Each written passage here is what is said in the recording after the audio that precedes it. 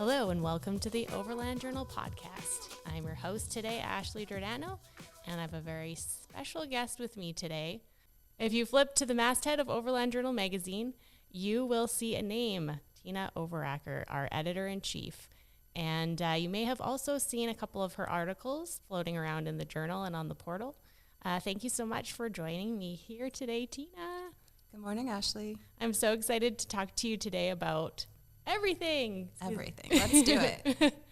And a special thanks to Dometic for supporting this week's podcast. When you're heading out, you don't want anything holding you back. Whether you're planning a week-long adventure or a quick overnight trip to your favorite outdoor spot, we've got you. Dometic's CFX3 powered cooler is designed with any size adventure in mind. The CFX3 allows you to bring more of your favorite food and drink along for the ride, no matter how far you plan to go. Available in different sizes, the CFX3 is built for the demands of outdoor use and comes with a handy app that gives you complete control at your fingertip. It's the state-of-the-art, designed for rugged use cooler that you can rely on and enjoy for years to come. So people are probably familiar with you if they're sending pitches in because you're most of the time their primary contact. Mm-hmm. How did you get here? How did you start working at Overland Journal?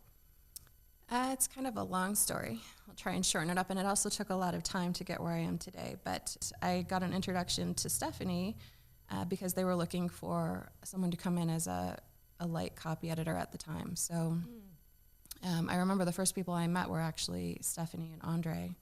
And at that time, Jonathan Hansen was just on his way out, as was Chris Marzoni. Chris Collard was on his way in. And in the very beginning, all I did was very light copy editing as an independent contractor 5 times a year as part of our final edit for each issue. So that really wasn't very much. And then it gradually just progressed. I was working with Chris Collard pretty closely, and he just started adding more and more responsibilities that he wanted from me, which was good because there was a time when I was thinking of leaving. So that would have changed everything. Yeah. But that's how it started way back then. So, and now I'm at the point where, yes, I'm editor-in-chief. I can't remember how many years have gone by, probably 12. So it took a while, but here I am, and it feels like the right place to be. Nice. So you were based in Prescott, obviously. The whole time. The whole time. Okay, cool. And what did you do prior to this? Like prior to that, I guess, what was your... Prior to running my little newspaper, Pop Rocket, I just have done many things. I call myself a Jill of all trades. So I used to sell vintage clothing on eBay. I ran a store with my husband for a long time. I used to do research. Political science was my major, and so I spent some time. That was kind of where I thought I wanted to be, was doing research and writing. And it just didn't end up that way. I was also a social worker. I worked with refugees for a while, particularly Southeast Asian refugees and also all the Kosovars that came over at the time. So I feel like, and supplement. I mean, I've done a lot of different stuff. I basically just do whatever I feel is called upon me at the time to do. And I've never let not doing something before stop me. So, is this the longest period of time that you've spent doing kind of one thing? Pretty much. I mean, I was always attracted to journalism. I was always attracted to writing. I love reading. That was always one of my strong pulls in terms of something that I wanted to do. And that's why I started my own paper as well. And it's just funny where life takes you. So I was forced to sell my paper just due to circumstances at the time. I had a business partner that did all the graphics, right? And I did all the editorial, and he took up and left very suddenly, and I had a 6-month-old baby, and it was like, so like I said, ended up working for the paper that had bought my publication. And then it's just watching things come full circle. But as I said, I feel like I remember meeting Stephanie and Andre for the first time and walking into the office and thinking, I think this could turn into something. I think this may go somewhere, and it did. Like I said, it just took a little longer than I thought, but it doesn't matter. I'm where I'm supposed to be. So. Nice. That's awesome. What was the content of the newspaper that you were was yours, that you owned? Well, so anyone that Prescott is a fairly small town, but if you live in a city, there's always those weeklies that tell you what's going on around town. So whether it's music, restaurants, things to do, a lot of times we'd incorporate trips, things to do in the area. Just what would you do if you were here, whether it be for a weekend or a local who's here forever? Oh, nice. Nice. What did you learn from that position? Like, what was the most important thing that you took from that role or that experience before you came here? Maybe just knowing that I could do it. So, being able to run my own publication, it was a pretty big jump. It was a pretty big leap of faith. And so going from that and then segueing into where I am today, it seemed like a natural thing to do. I've always been a good manager. That's another strong point of mine. And so, again, managing all those different aspects, from editorial to advertising to whatever else was coming along. I mean, me and my business partner did it all. And that's a lot of how we work in this organization. Everyone wears a lot of hats. We're a small staff, and we just make it work. So you were a small team here, and yes. We wear a lot of hats. So what are the hats that you wear? I've got a closet full of them. Yeah, can confirm. Yes, it's mostly just doing whatever you need to do at the time. So obviously, if I had to generalize, I'd call myself a fixer, like not in the Goodfellas mobster sort of way, but as in I will fix anything that needs to be fixed within my responsibilities of both Expedition Portal and Overland Journal. Scott said something to me recently that stuck with me, and he said one of my superpowers is gently moving things forward. Mm-hmm. And I feel that is what I'm always trying to do. And again, with a small staff, sometimes that happens at a slower pace than you would like, but my primary objective is to always move us forward as a team, actually, and make sure that the team has everything that they need so that we can all move forward together. Nice. Yeah, I've seen that in practice, so that's fun to hear too. And I think he has a good way of explaining or describing that, moving things forward. How have you seen Overland Journal and Expedition Portal change? Because you've been here for over a decade, and I'm sure that you've seen a lot of changes happening along the way. Well, it's funny because I say we have a small staff now, but we had an even smaller staff, say 5 years ago, right? So Chris Cordes, of course, did Portal. We had a managing editor, Sarah Ram. Obviously, we've had Chris Collard as editor-in-chief before, but I feel like we moved from a team of probably like 3 to 5 core people, right? And maybe we're now at like 5 to 8 core people. So that has been a change, and with that has come growth, which is really exciting. Now that we even have podcasts, that's a huge thing, right? And it's fantastic. And we've got the video support right now that we never had before. There's more and more people contributing to our magazine. It's just more growth in general. And as everyone knows, the industry is exploding in the last couple of years, which is great. It gives us more resources to work with as well so that we can keep growing. So I just see a land of opportunity on all fronts. That's great. Yeah, it's at a time too where I think that, I've heard this quote like, oh, print is dead, but it doesn't feel that way at all for Overland Journal. It feels like things continue to grow, which is great. Well, and it's true, right? I mean, print is largely dying. And I always feel fortunate that we have a print magazine that does so well. And I feel like it's sort of in a space of its own. It's almost more like a coffee table book. And we've got all of these components that make it wonderful. Design. The design element is so strong. It's not a magazine that you want to throw away. You want it on your coffee table. You want to look at it. Our editorial component also is getting stronger, and bringing on staff editors like yourself and Matt Swartz, we keep getting stronger. And I think actually that maybe we're having a small team as an asset because we do work so closely together and we all have our eye on the magazine. And I think that works for us. Definitely. What does a typical day look like for you? A typical day. Well, it's a lot of reading. And that changes, the amount of hours. Yesterday, I was in final edit for the summer 22 issue, which is a little bit more intense. So it was about 11 hours of very careful reading through our issue just to make sure everything was in line. It's hard to even break down. And I will say that I'm in front of my desk way too much, and I'd like to change that a little bit, but at this time, that's where I'm needed most.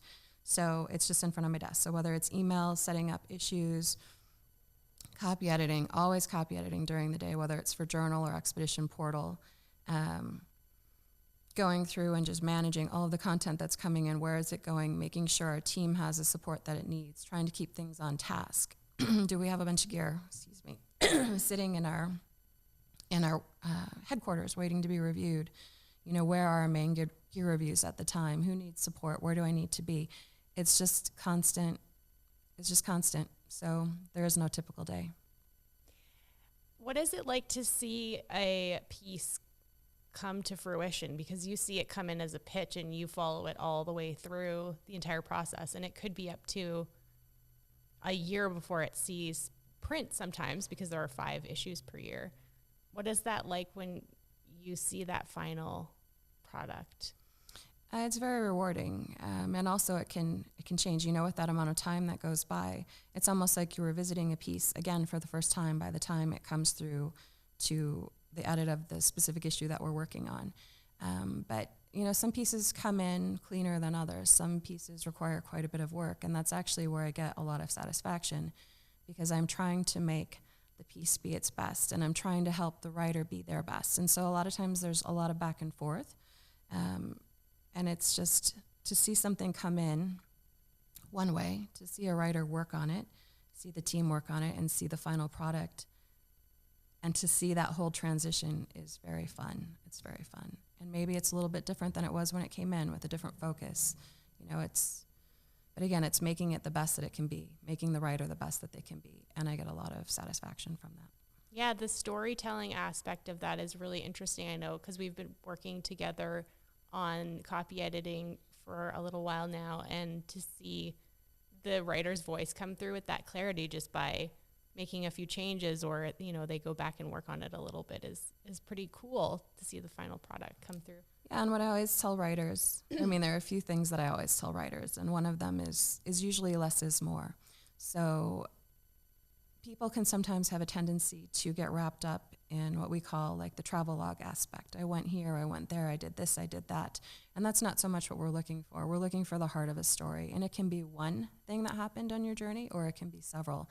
But really it's putting the reader into your space. What did you experience, right? And so it really is. Sometimes I equate it to telling a story around a campfire, because it changes every time, right? There are different nuances you might pick up on that you didn't the first time.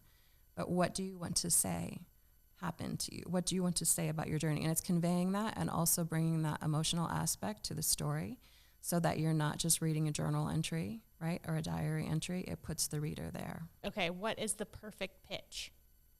The perfect pitch is one that is complete, one that has all of the components that we ask for in the way that we ask for it. And what that does is it saves a lot of back and forth between me and the author. It also saves time and energy and work, both for the author and for me. And then also, again, as I kind of mentioned before, it's bringing the reader, or potential reader, into your story, into your experience. So kind of paying attention to not having that play-by-play aspect. That's very important. But really, you know, a lot of times people ask me, what's a region that hasn't been covered, or you know, where should I go? And that is important. You know, there are places that I feel like we've covered heavily, maybe too heavily, like Baja, for example. But what I always tell writers is, if you can tell me something different about that place, if you can tell me something that no one has presented before in the journal, we'll still consider it, right? I'll still, in fact, I'll probably likely take it, because it's a different perspective on something, right? It's still bringing something new. Anytime someone or a piece of writing brings something new, I don't care what it's about, I feel like it's valid. Mm-hmm. So, yeah, that's a really good point. And when we're in editorial meetings, you know, something little like a photo link not working, like if we can't get access to the photos, then it's hard to know whether it's gonna fly or not, you know. And those are things that I still do by accident, by the way. well, and the thing to remember too is the photography is just as important as the writing. And that's what breaks my heart, is if I have a fantastic piece of writing, and this happens more often than you might think, but there aren't the photos to support it, and then I can't do anything with it. So, and I understand, you know, photography is not necessarily my strong point either. So sometimes writers have to really work on getting their photos up to where they need to be, or maybe they end up working with other people to get the photos that they need. But people don't always understand that. You know, they'll send me a fantastic story, and it is a fantastic story, But without the photography element, we can't do anything with it. Right. What are some of the most memorable pieces that you've read over the years? Well, wow. You surprised me with that question. I have to say, because historical fiction is one of my favorite genres, and history in general. I do like all of your historical pieces that you write, Ashley. All right. Yeah, score. And then it's funny, too, because when I think of stories, I'm also thinking of ones that are coming up. Sometimes it's hard to distinguish, so I need to be careful I don't give anything away. Anything away. Yes. Top secret. I don't know. I'm not one that's big on favorites. And honestly, I look at every issue as an independent thing. And so, like right now, I'm going to talk about our summer issue because that's what I'm working on right now. And so in terms of favorite pieces, as I said, I like the history. So I like I'm still giving stuff away if I tell you. I might have to back up to spring, depending on when this is going to air. I don't have favorites, and I mean that sincerely. So it's like any piece, again, that brings something new, I like and I enjoy. I will say sometimes the more technical pieces, I know people really love them and they're important for the journal, but it's a different type of reading, right? So For sure. you get into it, especially if you're working on it, right? Like a lot of it is what can you do for your build, or, we've had some amazing tests like the fridge freezer tests lately, or again, I'm thinking of upcoming tests that I can't tell you about, but it's all important and it's all good. And I can honestly tell you that I don't have favorites. Nice. Yeah, I know what you mean though about it's so cool that the journal has so many different contributing writers, because some people really excel at the technical. They have a really technical focus, which is really important, or have like engineering background or an ability to do a lot of math and make graphs. But then there's also the other side of like the creative storytelling part, or a gear review where you have to be really honest and aware and put the time in to understand how the product works and what it's supposed to do. So it's cool. Yeah, I can say, to readers, some of the things that I think have been really valuable recently would be the photography articles that we've been running by Lisa Morris, just because I feel like it presents a huge advantage to people that want to learn basic photography skills. So I'm happy to be able to present that in the magazine. And we can enjoy the beautiful photos of Jason Spafford along the way. Yeah. Right. And then one that wasn't so much overland heavy, but that I thought was an amazing story was The Last of the Igu, or the Igu, by Antonia Bolingbroke Kent, which was just such a complete immersion in that culture, and just her, going solo on her own. I mean, she did have a guide, but still she was out there on her own, just on the motorbikes. And what they encountered was just fantastic and amazing. And it really brought home to me, at least my definition of travel, which is getting completely out there, immersing yourself 100% in local culture and going where no one has gone before. Dun, dun, dun. And you have some travel experience under your belt too. What are some of your most special travel experiences or memories? Well, again, I don't like to play favorites.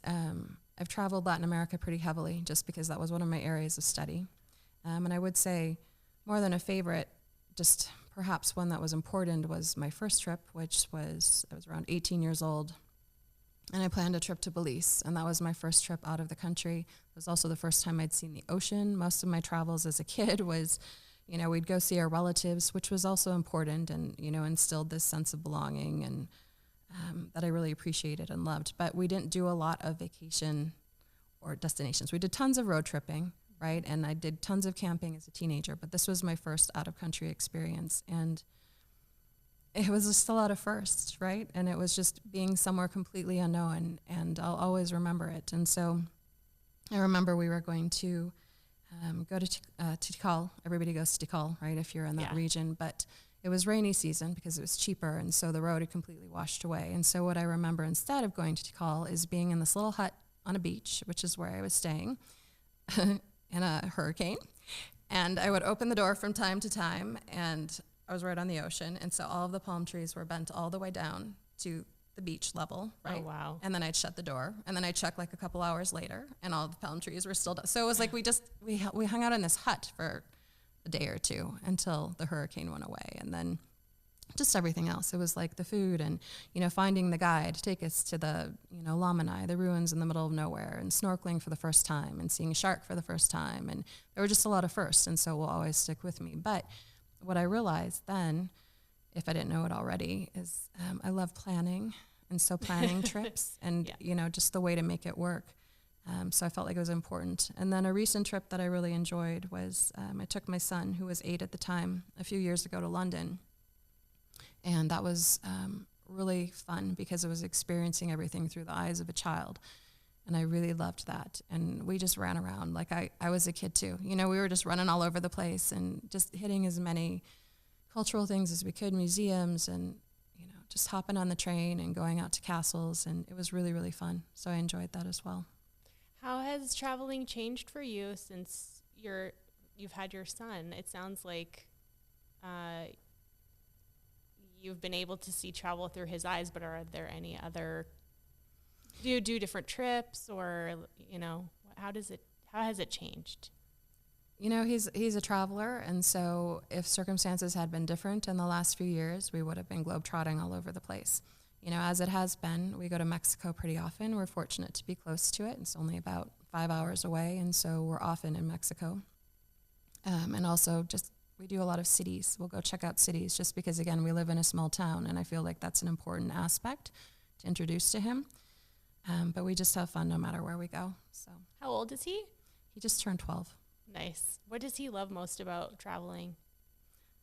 Just, again, something new, experiencing something new, something that he hasn't before. And so whether it's, we just did a quick little trip this last weekend, and whether it's a restaurant or a neighborhood, what we like to do is just find different neighborhoods to stay in, and then we completely immerse ourselves in them, whatever it has to offer. Or we did an escape room just for fun. It doesn't matter, right? It's just doing something that's out of your element, out of your norm. What inspires you about travel?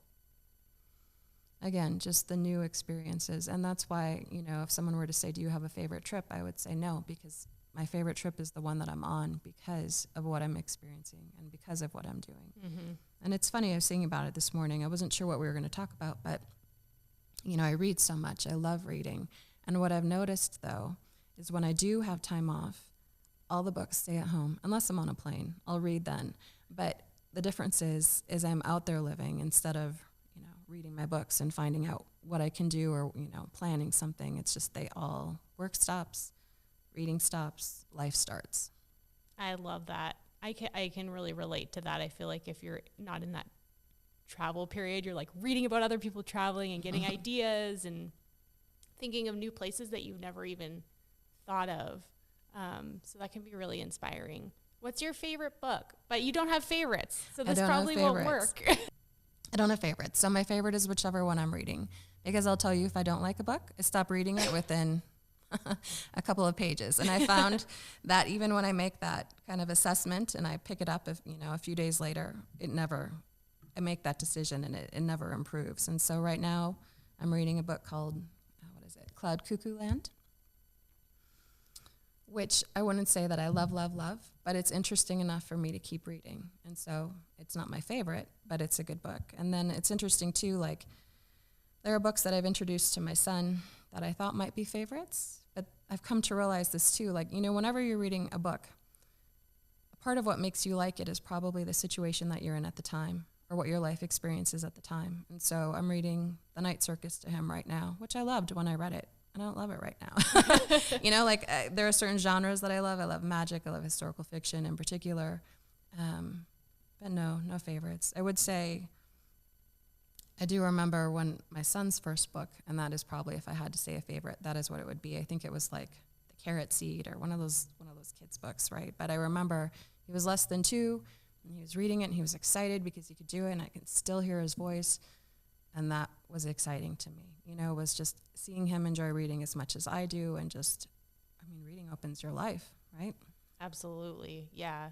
In the historical fiction genre, are there any books you can think of that aren't your favorite, but maybe they like hooked you in right away and you didn't kind of?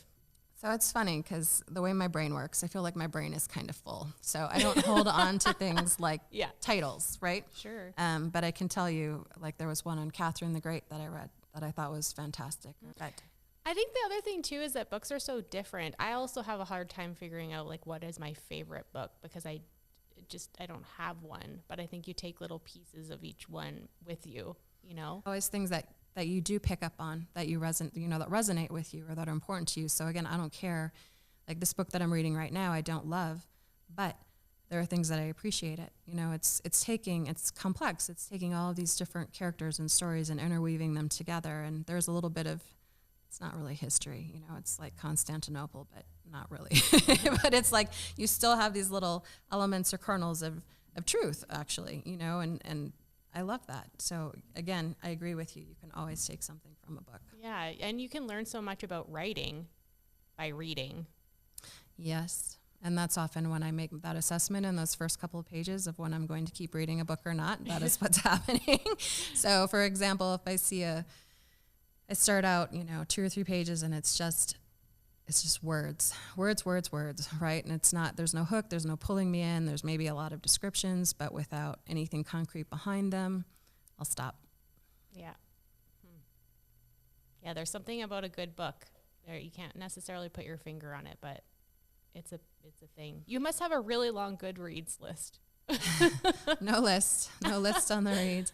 Well, and it's funny too, because you know what I would consider a bad book wouldn't be a bad book to someone else. You know, it's very subjective, just like everything else. And so much of it has to do with where you are, you know, in your life story and what's going on and what makes it resonate with you. So I don't think, no bad books. No bad books. I like that. Are there any places that you have gone back to multiple times or you keep being drawn to? I know you were saying that you like to experience new things, but are there those places where you return to time and time again for some reason? Well, fortunately, where I live is so central to the American Southwest. If you're going to be somewhere, what a place to be, right? Absolutely. And especially with everything that's happened in the last couple of years. I lived in New Mexico for a while years ago, and I revisited New Mexico pretty heavily the last couple of years, and I will always love that state. I joke that when you cross the border from Arizona to New Mexico, the sky changes. It truly is the land of enchantment, and I just feel like everywhere I look, you know, there are things to do. So many things. You know, you just get in your vehicle, you could drive in any direction and find several beautiful, glorious things to do in New Mexico. And, you know, sometimes it's going to the little shrine like Chimayo or driving to Taos, or it doesn't matter. I mean, and the camping's great. It's all wonderful. And then Mexico, Puerto Penasco, what people call Rocky Point, is one of my favorite places. I think it's one of, that part of the Sea of Cortez, I think is one of the most beautiful oceans in the world. And it's so close to me, and I will always appreciate it. So we try to go at least a couple times a year, just run a beach house, stay on the beach, relax, do nothing. Reading. No reading. Yeah. No reading. Nice. What is on your list next? Like if you could travel anywhere right now, where would you go? Almost anywhere. Yeah. At this point. Yeah. Yeah. So many places. And it's funny, you know, as the world is opening up and we've kind of learned different ways to travel and different ways to plan and different ways to make things happen, which, you know, it's part of being human. Our surroundings are always changing. But no, there really isn't. I don't think I'd go to China right now. But otherwise, I'm pretty open. And that's just it, you know, but I also recognize what's here in my own backyard as well. And so I really just value any experience, whether near or far, that introduces something new to me. This content is brought to you by Overland Journal, our premium quality print publication. The magazine was founded in 2006 with the goal of providing independent equipment and vehicle reviews, along with the most stunning adventures and photography. We care deeply about the countries and cultures we visit and share our experiences freely with our readers. We also have zero advertorial policy and do not accept any advertiser compensation for our reviews. By subscribing to Overland Journal, you're helping to support our employee-owned and veteran-owned publication. Your support also provides resources and funding for content like you are watching or listening to right now. You can subscribe directly on our website at overlandjournal.com. How has has your role at Overland Journal changed you, and what have you learned, or what is the most profound thing that you've learned from your time here? That's an interesting question. You know, I've always worked remotely, so sometimes I feel not apart from the team. But I mean, a lot of us work remotely. I mean, Ashley, you're only here for a week, right? Matt, you know, he comes and goes as well. We've got a couple core staff members that are here most of the time. But I guess maybe learning to work with people from a distance. I feel like that was maybe something new and valuable, and it didn't just start with the pandemic. You know, it was before. So it's a different way of working together, but again, has its own strengths that it brings to the organization. So I feel like that was valuable. Yeah, I think communication is key, and any meetings that we have on a regular basis seem to be really helpful. And also just seeing people's faces, I think, is really good consistently when you're all over the U.S. and Canada and all over the place. So. Yeah, and you know, I know I'm guilty of relying on email too much, perhaps. I think an in-person conversation is better for many reasons.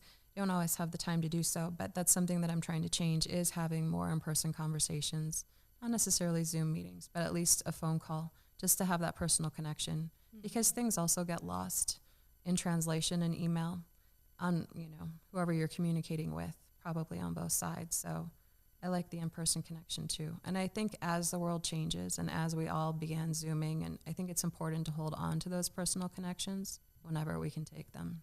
Absolutely. Yep. Working from home, I haven't been working from home as long as you, but it definitely sometimes feels like you're in your own little world. Well, and it's good because you can focus, right? If you have the right personality, it works quite well because, you know, you don't have things going on around you interrupting you. You can just strictly, and I feel like I can work at super speed, so I feel like maybe I get more work done that way. Yeah. Which is good and bad. But yeah, it's a different way. It's a different way of working. And so again, just maintaining those human connections when possible. Is there anything else that you've learned maybe about the editorial process along the way?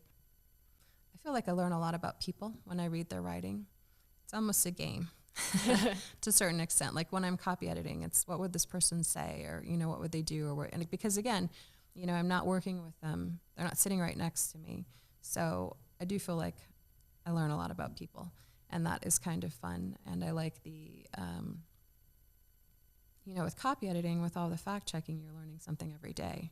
So whether it's checking a date or a place, or, you know, something that's happened in history, or a name, or it doesn't matter. And so often I'll go down little rabbit holes because I need to, but also I find that fun. Just, you know, getting down to like the finite details of things. So yes. Yeah, the fact checking is interesting. Like you learn so much from it because you have to go. Yeah, and I also do that. I go down a wormhole and then I'm like, okay, you got to get back to task here. But that's, I think, what is so great about, well, I don't want to speak for you, but part of what's great about what I do is learning all the time. And whether it's copy editing or whether it's learning about a place or somebody's experience in a place, it feels like you're always learning, which I think is, I don't know if it's important. Well, and then to a certain extent, it's bringing my experience of what I've just found out into the article too. So if I find something is particularly interesting, I want to share it with the reader as well. So it's bringing it into the article.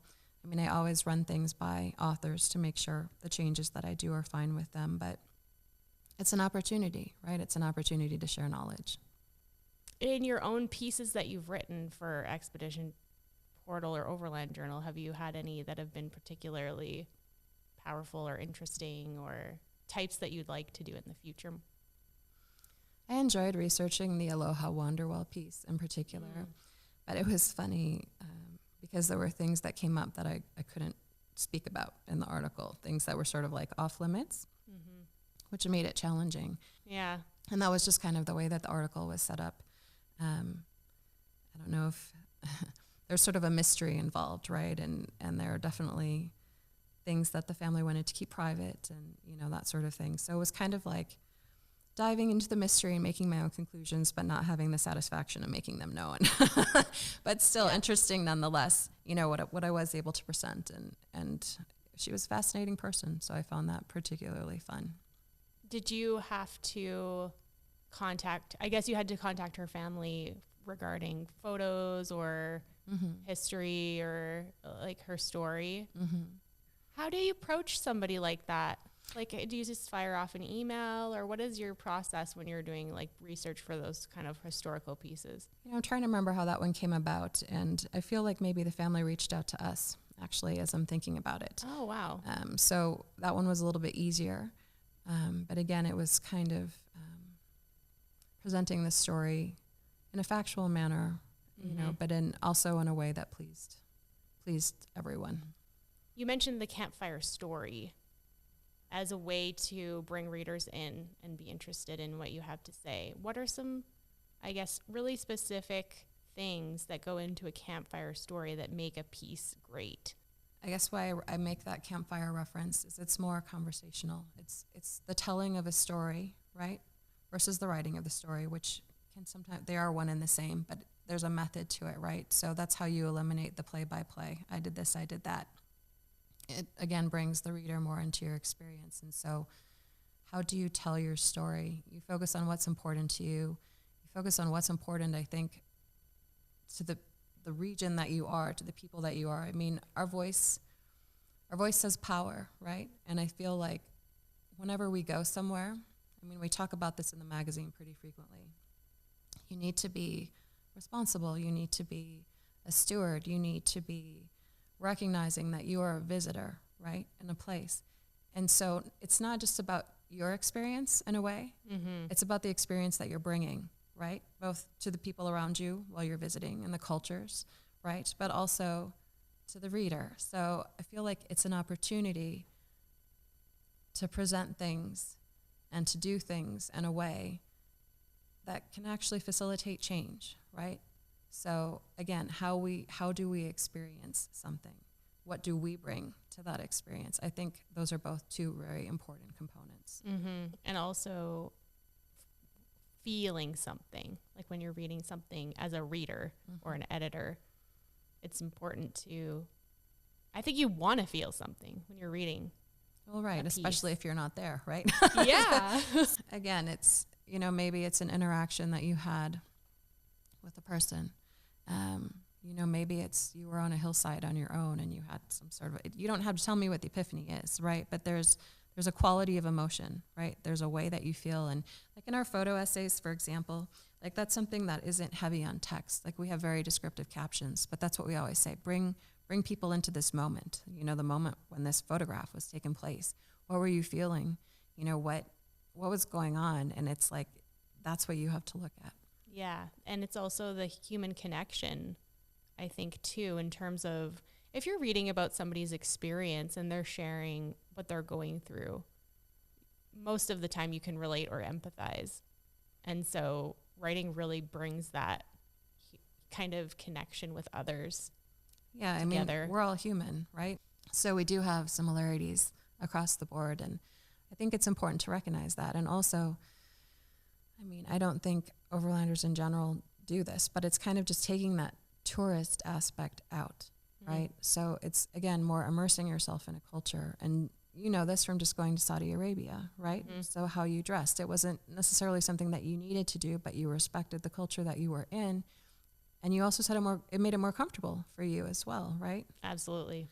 Yeah. So it's little things like that. I feel like little things we do, it doesn't matter, traveling or whatever, I feel like little things make a big difference, and how we interact with each other makes a big difference. And again, it's not just experiencing something, it's being the positive experience to someone else as well. For sure. I think that community aspect is important, whether you're in Saudi Arabia or you're at home. It makes a difference for sure. And part of the point is to experience the unfamiliar, right? So while the unfamiliar may seem very unfamiliar and maybe not something that you're completely 100% behind, it's part of where you are, right? So wherever you are, you act accordingly. I know that Overland Journal does some things regarding community here, and we have a lot of gear that piles up. And can you speak to what happens to that gear? Well, it's funny. So we always try and walk the walk, right? And so it was actually one of our team members, Paula Burr, who was like, what's this, recycling aspect, and what are we really doing with that? And, kind of not as it necessarily falls into leave no trace, but what are we doing on our end to kind of maintain some of these ideals that we're proponents of? And she brought up the fact that we had a lot of gear sitting around, and it wasn't even just gear. Paula was all over it. She was like, what are we doing with our paper products? What are we doing with, so it's just making sure that, again, we were walking the walk. But she and I kind of got together. She had a friend that works at a local high school, and coincidentally they needed some camping gear. And so we kind of vetted a few organizations locally to decide where was the best home for our gear. The other one that we chose was another organization called CCJ, which helps the homeless population in our area, and again, vetted them a little bit just to find out what goes where in terms of money and profits. And, it's a difference where, look at a rooftop tent, a rooftop tent could actually be someone's home if it ends up in the right place. It's surprising what one conversation or one action can do. And I think sometimes we feel when there are big things going on in the world, it feels like it's hopeless. But if you can even make like that one little change or step, it actually feels pretty powerful. How did you meet Scott Brady? You said that you kind of came into OJ through Stephanie and Andre, which is really cool. But well, yeah. So curious. What's funny is, like I said, I can even remember. I remember walking in the door to the office and where Andre was sitting and where Stephanie was sitting. And Stephanie at the time did a lot of management of the organization. But honestly, even after I met them that first time, most of my in-person connection would have been with Chris Collard, right? So I didn't see Scott a lot, and I honestly can't tell you when the first time was that I met him. He was always kind of flitting around, and he travels a lot now, but it was even more so back then. But while I don't have a particular meeting that I can remember, I can tell you what I appreciate most about him. As I've come to know him over the years, and that is that he is always working on helping his team in whatever way that he can, when he can. So have you ever heard, just even when you're speaking on the phone, or maybe someone can't see you, but if you're speaking with a smile on your face, the difference that the conversation can happen, just because on the other end, no matter that a person can see you or not, they still know. There's just like smiling. Something that happens, right? Like it facilitates a positive conversation rather than a negative one, right? So if I'm writing my next article and I'm smiling, hopefully it'll translate. Right. Cool. Well, thank you so much, Tena, for coming on the Overland Journal podcast. It's been an absolute pleasure speaking with you. And I think it's been really probably helpful for people to know who you are more than just a name and a masthead, and what you look for. And there's a person behind all of this magazine and portal, a little wizard that's doing all the things and making things happen, moving things forward. So we're really grateful for you and for everything that you do. Well, thank you. And the one thing that I'd like to say to any aspiring writers out there is if you do want to submit a pitch to us, you can go to our website and you can find it quite easily, or you can even just Google Overland Journal Write for Us and the form will come up. And if you have any questions, you can reach out to me. My door is always open. Sometimes it takes a couple of days, just depending on where I am at with my work schedule, but you're always free to ask questions, and I hope that you send in your content to us because we'd love to see it. Awesome. Well, thank you, everybody, for tuning in today, and you can find all that information in the show notes below, and we will catch you next time. All right, bye. Thanks, Ashley.